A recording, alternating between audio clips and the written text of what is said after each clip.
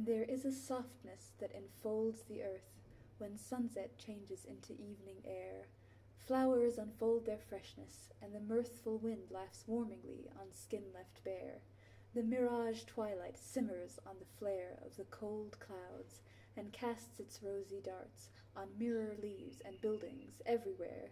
So this poor child felt, as the light departs, that great emotions settle on her empty heart. The simple girl who'd only ever known the crystal lacing on the winter flower, who'd drunk the hunter's wine as she was shown, which melted no more than a summer shower, felt fondness pour out like a mighty power, and canopy with its enchanting blur each garden gate and hovel, field and tower. Songs seemed to turn their lyrics unto her, and cast strange transformations on her philosopher. His face, his voice, the movements of his hands, how wonderfully all were alchemized. She knew them all, and did not understand how he could throw away what she so prized on strangers. She swept up and memorized his offhand sayings in a sweet refrain, discarded looks recycled and reprised, like treasures for to decorate his fane. After all, the driest earth sends up the sweetest rain. Now often through his empty room she dotes. She knew the cramped incisions of his hand, the darting furrows of his margin notes, the curl-edged papers where his fingers spanned unfinished coastlines, and the ivory band where monsters roamed, the grooves that he had wrought as his eyes watched the dripping of the sand, the page left by the pausing of his thought, all delicate inventions that his mind had caught. I've sat for hours by a trickling stream to watch the sunlight mix its honeyed mead, or droplets slide along a darkened beam, as if the rain were threading silver beads, or daydreaming among the rippling reeds. Never the same, and yet the same in all, refracting one clear light through words and deeds, are you, with equal power to enthrall, as painted lake or mesmerizing waterfall.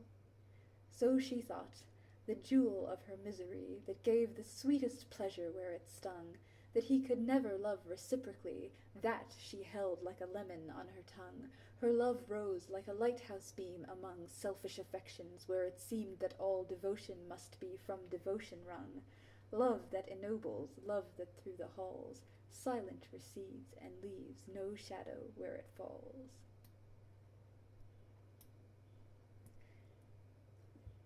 It is not darkness, but the deepest blue, that gives to lanterns their most lovely light, so faceted by that imperial hue, hung like a garland on the brow of night. They etch broad columns, hover on the flight of heated murmuring like moths, and limn the statues into movement, pluck out bright strings from the cobweb roof, and round the dim alcove, where hollow voices smoke the wedding hymn.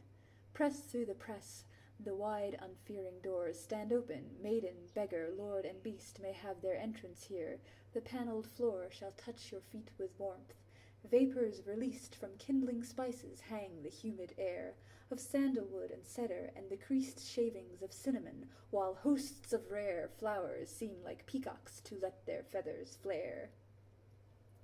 Pears, lychees, soursops the tables pack, and jackfruits hearts within their slippery gum, and soft sapotes, yellow, white, and black, and here the cool oasis of a plum, and ripe strawberries perfumed by the hum of honey-starved wasps where they sink and sigh, purple star apples set upon the sum with burrs of rambutans, whose flavors fly the tongue like colors flashing in an opal's eye.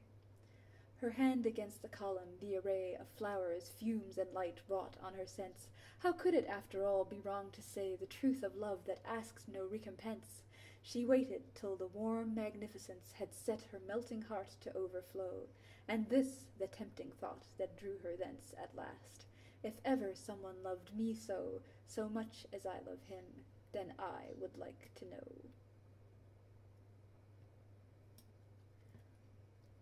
Now know and witness all I have resigned, never to have your eyes with tenderness turned toward me, never to know your mind, of all its inmost secrets be possessed. All jealousy and hope I have suppressed, only sometimes to overhear your voice, and to be happy in your happiness, To creep to the light's edge I have no choice, so long as you exist, to tremble and rejoice. I was a child of ice who could not melt, an echoed song, a bird that learned the art of mimicking, that touched but never felt.